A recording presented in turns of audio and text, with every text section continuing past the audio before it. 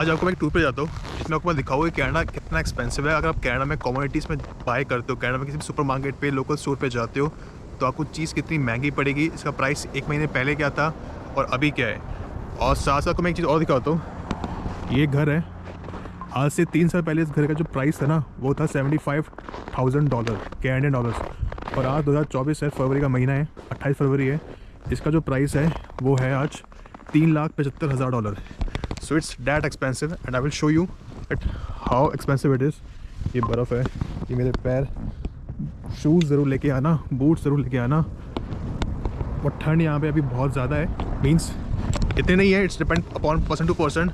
Temperature अभी -48 है, but लग नहीं रहा होगा, बट येस -48 डिग्री है, लेकिन इट्स टेम्परेरी, कभी ज़्यादा है कभी कम है। और यहाँ का पुलिस स्टेशन है।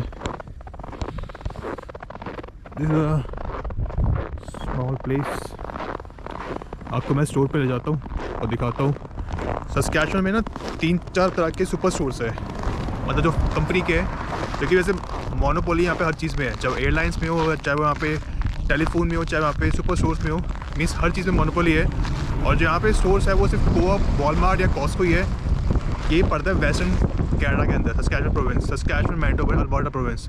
और यहाँ पे कोऑप स्टोर नाम से काफ़ी फेमस है। आपको मैं स्टोर पे ले जाता हूँ, दिखाता हूँ कि वहाँ पे क्या प्राइस है, एक महीने पहले क्या प्राइस था जो मैं लेता था और अभी कितना प्राइस है। It's quite expensive and I will show you.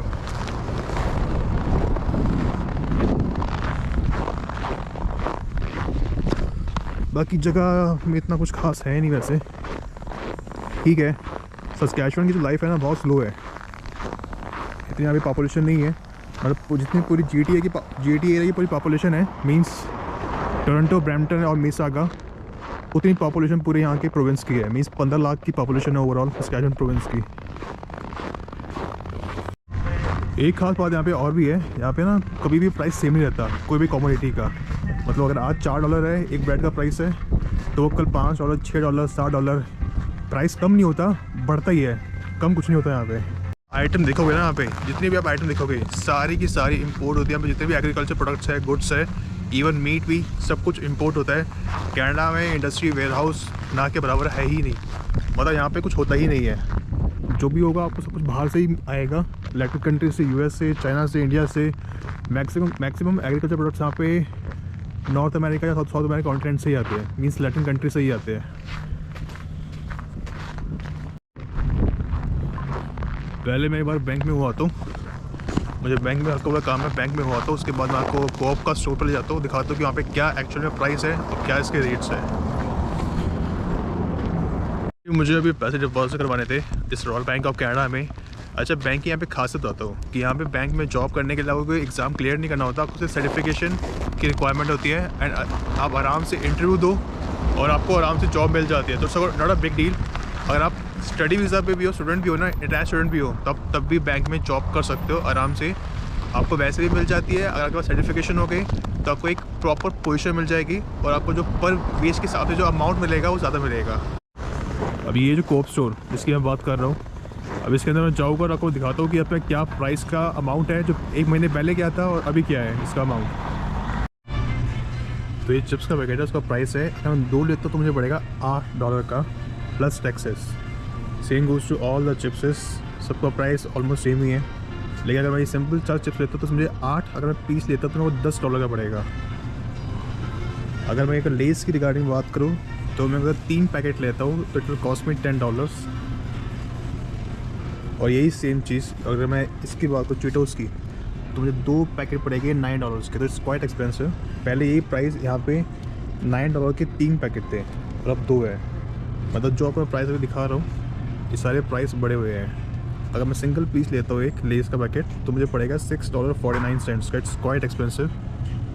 और यही मेरे को सेम चीज़ पहले $3.5 $4 की पड़ी थी मैक्सिमम। बाथरूम टॉवल लेता हूँ और बाथरूम टिश्यू लेता हूँ तो मुझे पड़ता है $18.98 का, $19 का पड़ेगा प्लस टैक्सेस। और इसमें आते हैं 12 पीसेस, तो इट्स क्वाइट एक्सपेंसिव। ये कंपनी का ही है और $19 इज़ द मिनिमम प्राइस।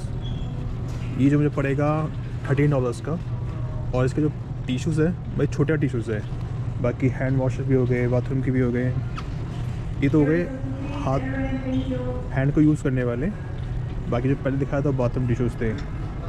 अगर मैं टाइड दिखाता हूँ, टाइड पड़ता है जो बर्तन कपड़े धोने वाला, ये पड़ेगा आपको $32 का। ऑल आर $32 एंड ये है 1.67 kg। और अगर मैं लिक्विड में जाता हूँ तो मुझे पड़ेगा ये $40.99 का, मीन्स $41 का प्लस टैक्सेस। तो चीज़ें तो महंगी है, नो डाउट, एक्सपेंसिव है। अगर मैं ये पर्सनल प्रो क्लीन लेता हूँ, डिटर्जेंट लेता हूँ, तो it will cost me $21 plus taxes, और टैक्स के अंदर GST PST दोनों आते हैं, तो आराम से $23-24 का पड़ेगा। अगर मैं टेबल सैनिटाइजर लेता हूँ, it will cost me around $5.79 plus taxes, और यही सेम चीज़ मुझे पड़ती थी पहले $2.5 की, $3 की। और ये है डिटर्जेंट जिससे हम बर्तन साफ़ करते हैं, ये मुझे पड़ता था $2.75 का प्लस टैक्सेस, और अभी मुझे प्राइस पड़ रहा है $5.29 का। So it's quite expensive with all our detergent from different companies. अभी आती है ब्रेड जो हम खाते हैं, इट विल कॉस्ट मी $4.99 का। कोई भी कंपनी ले लो, ये डैमस्टर की ये है $4.39 की, एंड डैमस्टर की दूसरी ब्रेड है, सैंडविच ब्रेड है, इट विल कॉस्ट मी $5.49 का। पहले ही मुझे ब्रेड पड़ती थी सिर्फ $3 की, कोई भी पकड़ लो, लेकिन अब सबका $5, $6, $7, $9, हर किसी का डिफरेंट प्राइस है। अगर बात करूँ फ्रूट्स की, तो ये पड़ते $3.09 की LP, मीन्स 400 ग्राम समथिंग मुझे पड़ता है, मुझे 1 kg पड़ेगा $12 का। So everything is quite expensive है। अगर अंगूर भी लेता हूँ तो मुझे पड़ेगा $5.80 का LP, 400 ग्राम के करीब, और कीवी 10 पीस लूँगा तो $10 का पड़ेगा। सो चीज़ें तो महंगी है, नो डाउट, पहले के मुकाबले, और जितने भी आप आइटम्स देख रहे हो ये सारी इम्पोर्टेड है, मतलब सारी की सारी लैटिन कंट्रीज से आती है। कनाडा का कुछ भी नहीं है, कनाडा में यहाँ पे प्रोडक्शन इतना होता ही नहीं है फ्रूट्स में। अगर अब मैं एक ग्रेपर लेता हूँ तो वो 6 पीस पड़ेंगे $10 के, तो no doubt everything is expensive. Orange अगर लेता हूँ तो मुझे पड़ेगा $2.99 का LP, मीन्स अराउंड 400 ग्राम्स का मुझे पड़ेगा, तो ये मुझे पड़ेगा $7.5 का 1 kg। और ये पहले के मुकाबले काफ़ी एक्सपेंसिव है, no doubt, it's becoming expensive day by day, inflation की वजह से, और टैक्स सिस्टम काफ़ी है, एक्साइज ड्यूटी की वजह से। बट अगर रहना है कनाडा में तो करना पड़ेगा, ऐसा ही है, चीज़ें महंगी तो है। और अगर मैं गोभी का रेट दिखाता हूँ, अगर आप 3 पीस लेते हो तो आपको पड़ेगा $10 के। अगर आप ये स्पेनिश लेते हो तो ये आप $3.49 का पड़ेगा LV, मीन्स एक पैकेट आप मान लो। और शिमला मिर्च, ग्रीन, रेड पेपर दोनों $5.49 का, 450 ग्राम समथिंग पड़ेगा आपको। ये सबसे अच्छी चीज़ है कि यहाँ पे क्वालिटी बहुत अच्छी होती है, नो डाउट ऑन इट। जितनी भी चीज़ें हैं क्वालिटी मेंटेन की जाती है, बट चीज़ें एक्सपेंसिव है, नो डाउट ऑन, इसमें भी कोई वो नहीं है, चीज़ें बहुत महंगी है। बाकी ये कॉफ़ी के पाउचेस हैं, कॉफ़ी के बॉटल्स है, still it costly as compare to India, या अगर आप अपनी होम कंट्री से कंपेयर करते हो, क्योंकि ये सारी चीज़ें भी इंपोर्ट ही होती है। कॉफ़ी के कैफीन से जितनी भी टिम हॉर्टन है ब्रांडेड प्रोडक्ट्स हैं, कुछ भी हो, everything is imported, but yes costly ही आपको मिलेगा। अगर ये मिल्क लेते हो, सिल्क आलमंड लेते हो, तो इट विल कॉस्ट यू $4.19, और ये मुझे पहले पता था $2.19 का, मीन्स $2 की बढ़ोतरी हो गई है। बाकी ऐसी चीज़ें तो एक्सपेंसिव है, नो डाउट ऑन इट। वहाँ बस महंगाई उसी के लिए है जो पैसा इतना नहीं अर्न कर पाता, जो अच्छा अर्न कर पाता है उसको कोई फ़र्क नहीं पड़ता।